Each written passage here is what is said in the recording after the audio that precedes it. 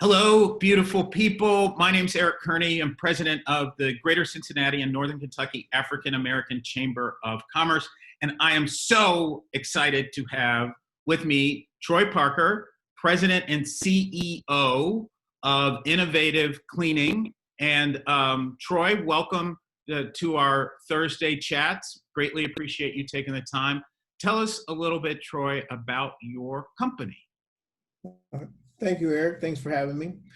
Innovative Labor and Cleaning, we are a full-service staffing company providing temporary labor for many industries: construction, warehouse, manufacturing, you name it. We also do temp to hire, where a person could be hired, work as a temporary basis, and then if the customer likes them and it feels like a good fit, they can hire them on, providing, steady employment for that individual, and also giving that customer the needed, workforce that they need.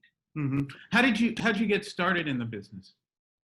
Well, I got started in the business. Well, I mean, as many people already know, I was in prison for 10 years for bank fraud. I did 7.5 years in prison. And while I was in there, I saw many individuals who have been incarcerated, have made mistakes like myself, but they had skills in the prison setting. Many in most of the prison jobs, such as heating and cooling, food service, running the boiler, removing asbestos, all these jobs are done by the inmates. Mm-hmm. So I felt that why couldn't these same individuals provide those services in the community? Also, one of the major problems most people face when they, return to society is they can't find gainful employment because they're labeled a felon. So I wanted to create a welcome environment to go look for these type of individuals and provide for them not only just a good paying job, we also provide training such as financial literacy, and credit repair, things like that, goal setting, personal development type thing. Oh. To assist people in not just re-entering society, but living the life that they want to live. A lot of people come home and they're like, okay, I just got to get a job. Then they get the job, then they just get stuck in a rut. But they want more, but they don't know how to get it. Mm-hmm. So, I mean, that's really a beautiful mission that you're trying to help people right maybe at one of the lowest points of their life. Is there something in your background or something that made you want to reach out in that way? Well, while I was in prison, we had to do an exercise. I took a 9-month intensive. It was a rehabilitation class, drug treatment, and it dealt with mental illness and drug addiction. Mm-hmm. I wanted to take this because a lot of the people, I had a business before, and a lot of my employees struggle with these issues, but I don't think I was really compassionate enough or sensitive enough to the issue. I was more, well, just don't do it. Mm-hmm. Well, in this class, we had to do an exercise where we wrote the crime that we did, and we made a chart of the people it affected. I mean, first you think of your family, your children, but in my case with bank fraud, there are the various banks, those families, but it ended up where when you did this graph, I had affected, it was something like 100 people. And it's really a sobering experience. And it made me think, like, look at unknowingly, from not thinking and whatnot and being selfish, all the people I affected. So instead of looking at my incarceration as just, okay, this is the end of the story, he's incarcerated, he's a convict, that's just a chapter of a book. But I can, rewrite, or not rewrite, but write a different story for the end of the book. And so I wanted to go out and try to help as many people as I can, because I have a 26-year-old daughter, 25-year-old son, and now I have a 3-year-old. And I didn't want the last thing that they remember is, okay, Dad went to prison. Yeah, he came out afterwards, and then he just got a job. He was just a regular Joe. I want to go out and say, okay, well, this happened in the middle of the book, but damn, look how the book ended. I mean, he helped people, created jobs, empowered, invested in other, businesses, minority businesses, that type. Right. So a lot of people might say, well, okay, I want to go out and get a job after incarcerated. but don't necessarily have the skills to run a business. How did you have the skills to run a business? Where did you learn those? Well, a lot of that, my father owned a cleaning company. So we grew up, I mean, I started working when I was 8 years old. So I Hmm. grew up, my mom, cleaned different businesses in the Cincinnati area. First, I emptied trash as I got older, because I had, three other brothers. Mark would do the dusting, Eric would do the vacuuming. So we grew up, my father always had his own business.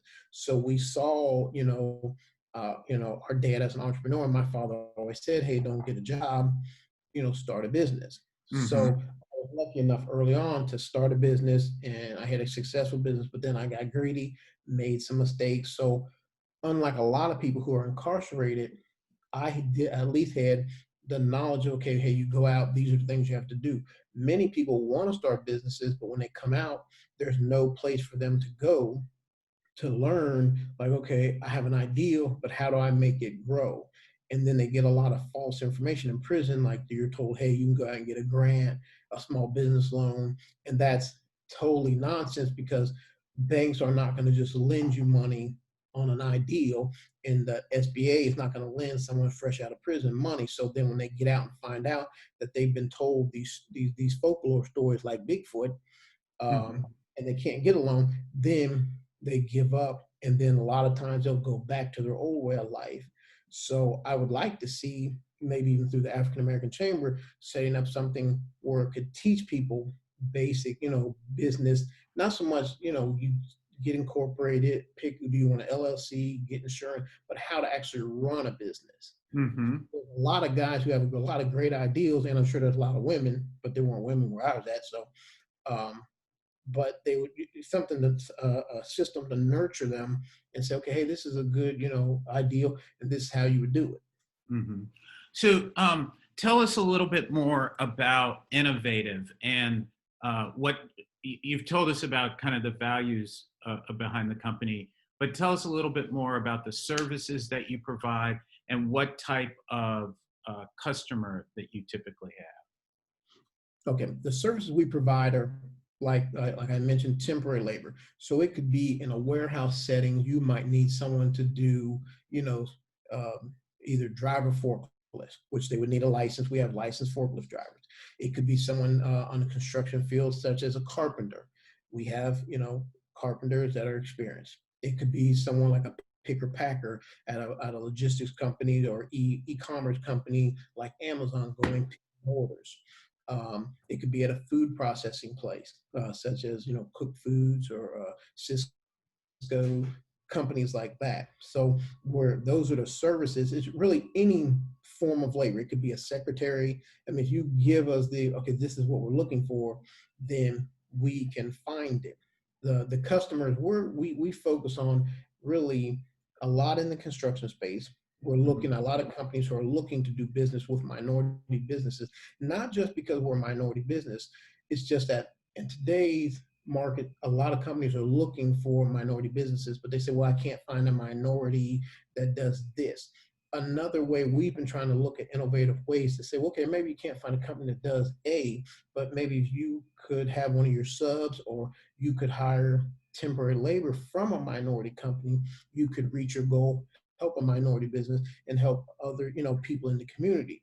Because Hmm. a lot of our employees come from the minority community, but a lot come due to the opioid addiction. A lot come from the non-minority community. Hmm. So a lot of them have, now they've gotten, small charges or sometimes bigger charges for meth, Oxycontin, things like that. And they're dealing with the same stigma. So we welcome them also to be part of the family and then, look for, places, so they can get their life back on track. Hmm. Do you run into certain challenges that are unique? Let's say somebody who maybe is coming or recovering from a drug addiction, as opposed to somebody who's coming out of prison for whatever reason. Are there different challenges that you have with employees like that?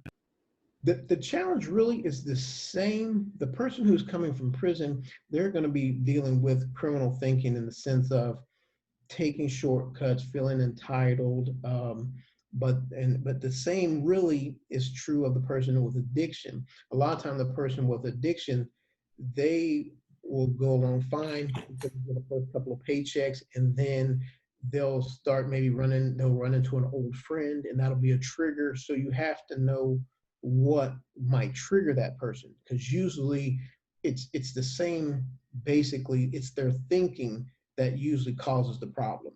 The person coming out of prison, he'll have criminal thinking where he'll like, well, I might, I'm gonna put down I got to work at 8 o'clock and I really got there at 10. So he's just trying to get that extra 2 hours. That might be his mentality. The person over here with the drug addiction, his might be something different where he might not have transportation. So he might have someone try to meet him at a job and bring him something, so he can get high. So you have to monitor not only their work, but also what's going on in their life. Because when okay, Bill's having trouble paying his rent, he's having an argument with his girlfriend. Now he's at a high, emotional state. He's stressed, and that's Mm-hmm. usually when people go to their behavior, their addictive behavior. And addictive behavior isn't just drugs or smoking or drinking. It could be eating chocolate cake, but everyone has some behavior that when they're stressed they go to. Some people might gamble, some people might get high, some people might do some other activity, Mm-hmm. and some people might jog. So sometimes these behaviors can be positive, but it really, I look at any behavior that controls the person and the person doesn't control the behavior. Mm-hmm. So now we're in the middle of this coronavirus pandemic. Did you apply for the PPP money to help your company? Yes, I applied for the PPP, and I'm still working on that. But in the PPP application, if you've had a felony or probation in the last 5 years, and because I got out in May of 15, then I started my probation in November. I still have, I think, 3 or 4 months left of probation.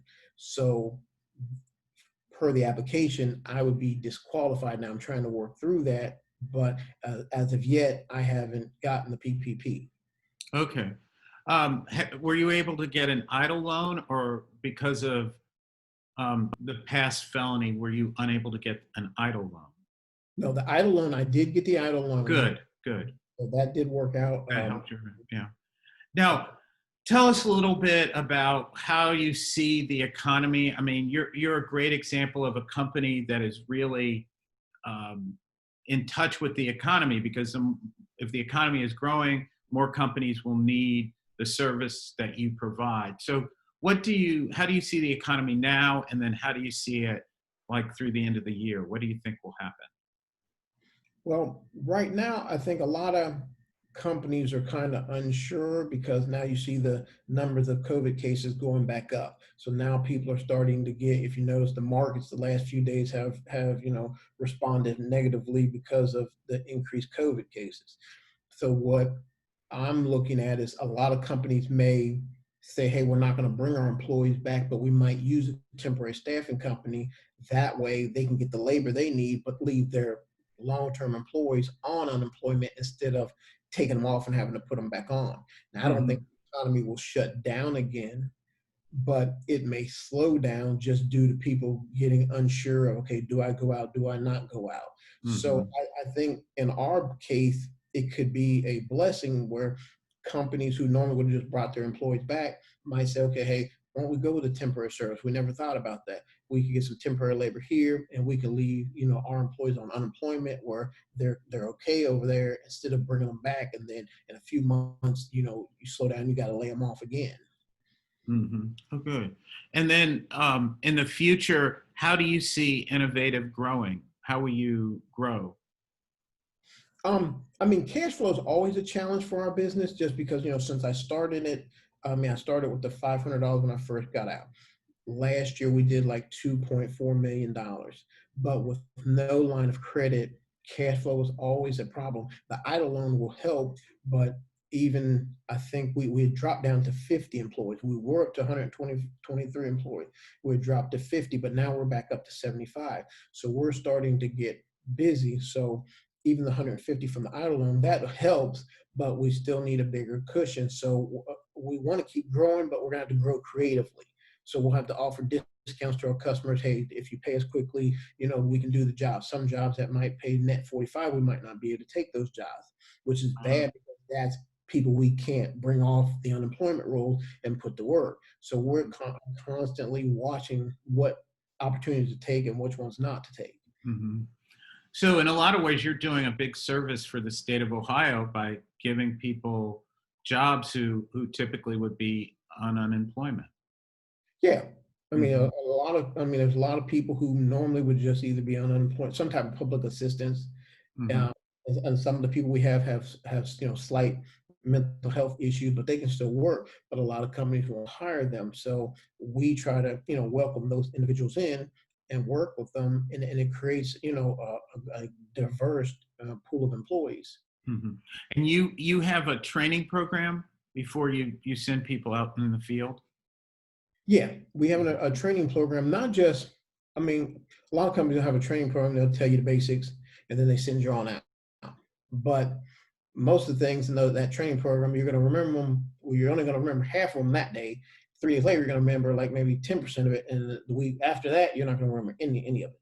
So Mhm. what we do is we have programs where we'll have you'll have a one topic Monday, but then we're delivering like videos every day to them, little 2-minute videos where that basically reinforces the Monday program.